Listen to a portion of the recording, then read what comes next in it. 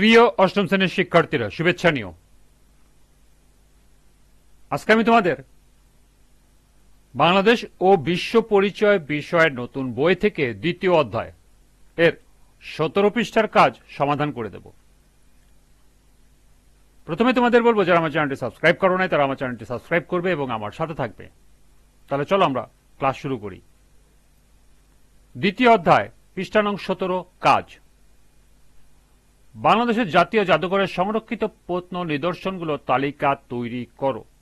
অর্থাৎ ঢাকায় অবস্থিত বাংলাদেশের যে জাতীয় জাদুঘর রয়েছে সেখানে সংরক্ষিত প্রত্ন নিদর্শনগুলোর একটি তালিকা তোমাদেরকে উপস্থাপন করতে হবে। তো চলো এখন আমরা এর সমাধান দেখে নিই। বাংলাদেশ জাতীয় জাদুঘরের গ্যালারিতে সারা দেশের প্রত্ন নিদর্শনের সঙ্গে প্রদর্শন করা হয়েছে বাংলার নবাব, জমিদার ও ইংরেজ শাসনামলে বেশ কিছু প্রত্ন সম্পদ।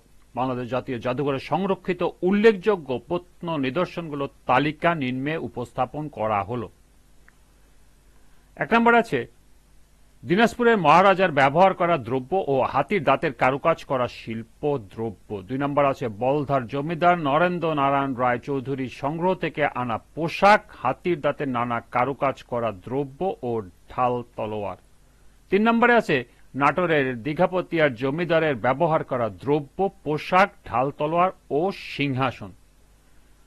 4 নম্বর আছে ঢাকার নবাবদের ব্যবহার করা কারুকার্য খচিত পোশাক ও জিনিসপত্র। 5 নম্বরে আছে প্রাচীন ও মধ্যযুগ ও ব্রিটিশ আমলের প্রায় 53,000 মুদ্রা। 6 নম্বরে আছে প্রাচীন যুগের হিন্দু বৌদ্ধ ভাস্কর্য, অলঙ্করণ ও কারুকার্যে এইসব ভাস্কর্য সারা পৃথিবীতে অনন্য। 7 নম্বরে আছে প্রাচীন ও মধ্যযুগের ভবন গাত্রের অলঙ্কৃত ব্যবহৃত বিভিন্ন ধরনের পোড়া মাটির ফলক বা টেরাকোটা। 8 নম্বরে আছে মহাস্থানগড়, ময়নামতি, পাহাড়পুর মধ্যযুগে মন্দির মসজিদে ব্যবহৃত অলঙ্কৃত পোড়ামাটির ফলক বা টেরাকোটা। 9 নম্বরে আছে প্রত্নতত্ত্ব গুরুত্ব বহন করে মৃৎশিল্প ও অন্যান্য নিদর্শন।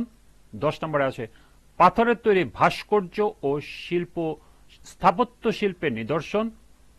11 নম্বর আছে তামা, ব্রোঞ্জ ও কাঁসা তৈরি ভাস্কর্য এবং 12 নম্বর আছে রেনেসাঁস যুগ থেকে আধুনিক ইউরোপীয় বিখ্যাত শিল্পকর্মের মূল ও অনুকৃতি স্থাপনা। এই ছিল এই কাজের সমাধান। আজকের ক্লাসটি এ পর্যন্তই।